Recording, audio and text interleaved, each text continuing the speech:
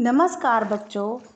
आज मैं आपको कविता नव प्रभात करवाने जा रही हूँ, जो कि राष्ट्र कवि सोहनलाल द्विवेदी जी द्वारा रचित है।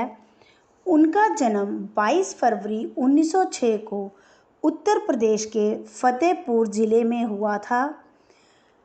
उन्हें अपने जीवन काल में पद्मश्री और राष्ट्र कवि की उपाधि मिली थी। पद्मश्री उन्हें 1969 में मिला था और उनकी मृत्यु 1 मार्च 1988 को हुई थी। उनकी मुख्य रचनाएं भैरवी, पूजा गीत, सेवाग्राम, प्रभाती, युगाचार, चेतना, बांसुरी, दूध बतासा आदि हैं। तो अब हम शुरू करते हैं नव प्रभात कविता। इस कविता में कवि के कहने का भाव ये है कि प्रातःकाल में सूर्य उदय होता है तो उसकी किरणें आसपास की हरियाली, पक्षियों का मधुर कलरव और प्राकृतिक सौंदर्य से मनुष्य में नई ऊर्जा का संचार होता है और वो अपना दिन, अपने काम शुरू करता है। तो अब मैं आपको इसके शब्दार्थ करवा रही हूँ। सुभग भाग्यशाली, ताम्र तांबा, उज्जवल उजला, अरुण सूरज, राही पथिक, प्रभात सुबह, विहग पक्षी, कनक सोना स्वर्ण, कोमल वृक्ष की नई और कोमल पत्ती, रव गुंजार ध्वनि, स्वर्णिम सोने का सुनहरा, आलोक प्रकाश करने वाला, डाल डाल टहनी टहनी, कंठ गला, किरण प्रकाश रेखा। इन शब्द अर्थों को करवाने का भाव ये है कि अब आपको कविता जो है वो अच्छे से समझ आ जाएगी। चलिए शुरू करते हैं। आया सुबह सवेरा राही, अगजग की निद्रा है टूटी, अरुण किरण अंबर में छूटी, किया मल्ले ने फेरा राही, आया सुबह सवेरा राही। तो कवि सोहनलाल द्विवेदी जी कहते हैं कि हे मनुष्य, भाग्यशाली सुंदर सवेरा जो है वो आ गया है।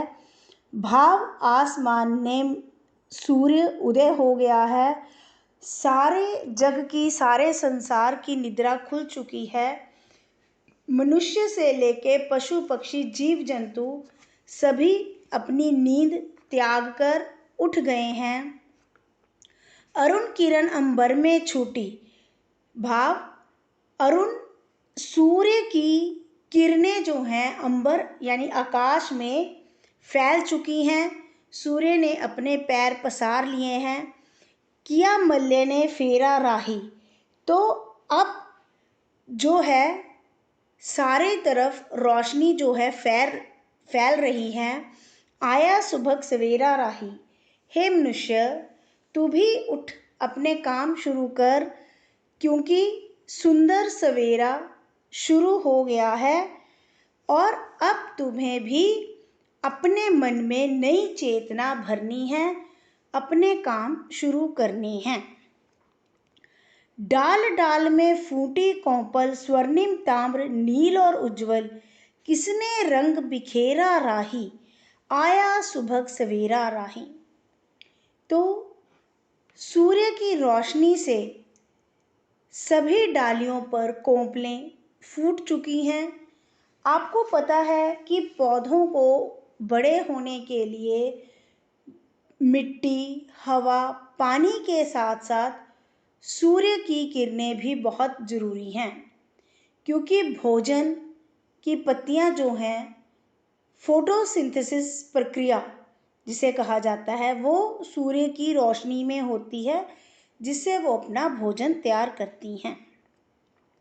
स्वर्णिम सोने जैसा, ताम्र तांबे जैसा, नील नीला और उज्जवल साफ सुंदर स्वच्छ।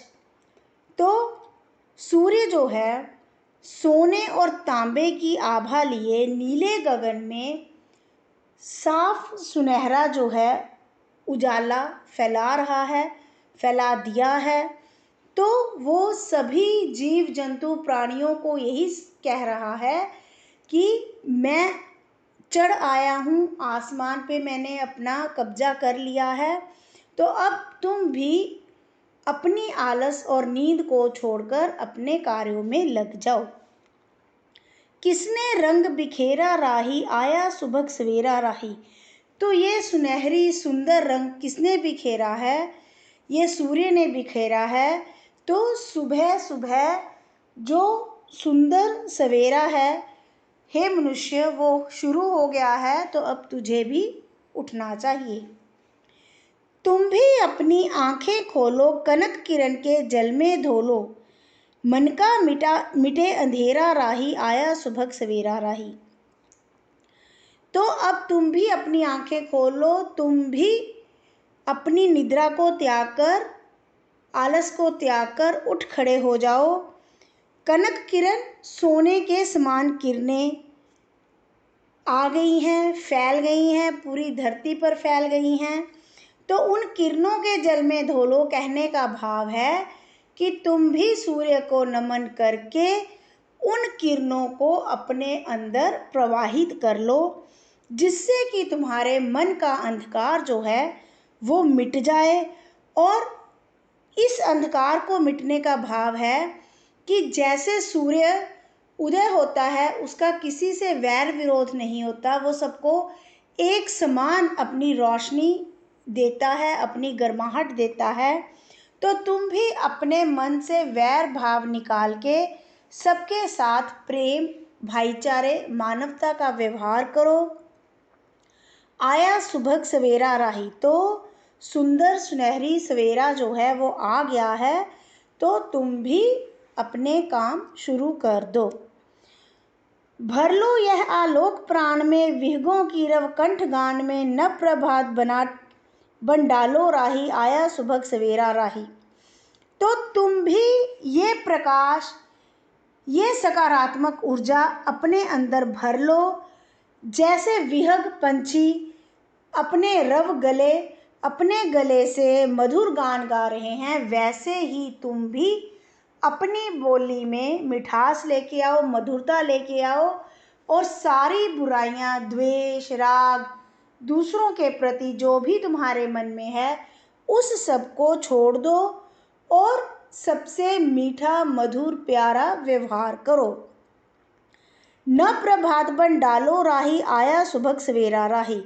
तो तुम भी अपने जीवन में एक नए सवेरे की भांति विचार लेके आओ, एक नया सवेरा बन जाओ। ऐसे तुम राही मुसाफिर बनो जो कि दूसरों की जिंदगियों में भी रोशनी भर दे। तो सुंदर सवेरा आ गया है और तुम्हें भी सूर्य को देखते हुए जो अपने नित्य कर्म है वो करने चाहिए। बुराइयों को छोड़कर अच्छाइयों को अपनाना चाहिए। तो अब लगता है आपको सारी कविता समझ आ गई होगी। तो आपने भी अपने अंदर सुविचार लेके आने हैं और कुविचारों को अपने मन से बाहर फेंक देना है। धन्यवाद।